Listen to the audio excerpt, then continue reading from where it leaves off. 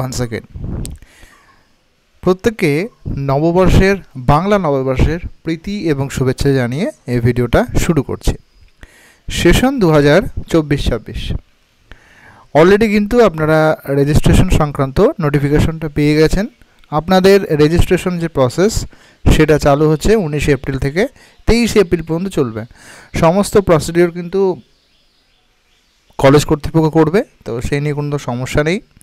এখানে ডকুমেন্টের লিস্টগুলো রয়েছে, আপনারা দেখতে পাচ্ছেন। যেমন আপনারা অ্যাডমিশনের সময় দিয়েছিলেন সেই একই রকম এখানে ডেট দেওয়া রয়েছে এবং ডেট অনুযায়ী কিন্তু ডিস্ট্রিক্টও রয়েছে, আপনারা অবশ্যই চেক করবেন। এবার যে প্রসঙ্গটা আসি সেটাই হচ্ছে যে যদি 23 এপ্রিল পর্যন্ত রেজিস্ট্রেশন হয় তাহলে আপনাদের এক্সামটা কবে হবে? আমরা আগেও একাডেমিক ক্যালেন্ডারে দেখেছি আপনাদের যে এক্সাম সেটা দেখাচ্ছি না, যেটা আপনারা দেখেছেন মে মাসের লাস্ট উইক টেন্টেটিভস। তো স্বভাবতই কিন্তু সেই দিকেই যাচ্ছে। আর এই দেরি হওয়ার কারণটা কি অলরেডি কিন্তু আপনারা পেয়েছেন, বিভিন্ন ভাবে খবর উঠে আসছে যে বেশ কয়েকটা কলেজ নাকি রেজিস্ট্রেশন পায়নি। সেটা পরের ব্যাপার, কিন্তু রেজিস্ট্রেশন প্রক্রিয়াটা অনেকটাই সময় লাগে। তাই পরীক্ষা কিন্তু সেইভাবে ইঙ্গিত করছে পরীক্ষা হওয়ার সম্ভাবনা যেটুকু উঠে আসছে আগামী মাসের শেষ সপ্তাহের দিকে অথবা জুন মাসের ফার্স্ট উইকের দিকে চলে যাবে। কারণ এই প্রসেসটা কিন্তু সময় লাগে, এগুলো আপলোডিংয়ের ব্যাপার রয়েছে এবং একটা সময় সাপেক্ষ ব্যাপার।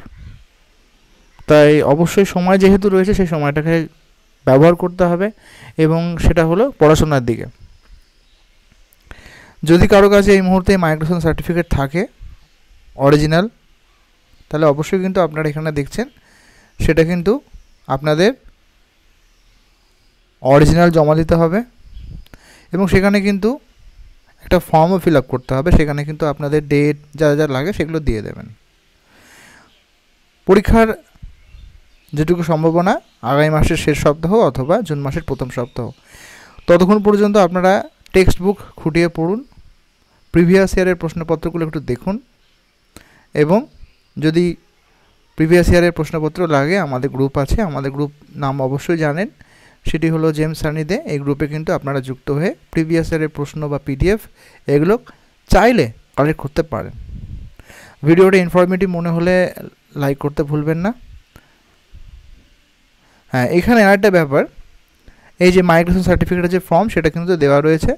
এখানে institute name, college code, application ID, candidate name, migration details সব কিন্তু এখানে দেওয়া রয়েছে।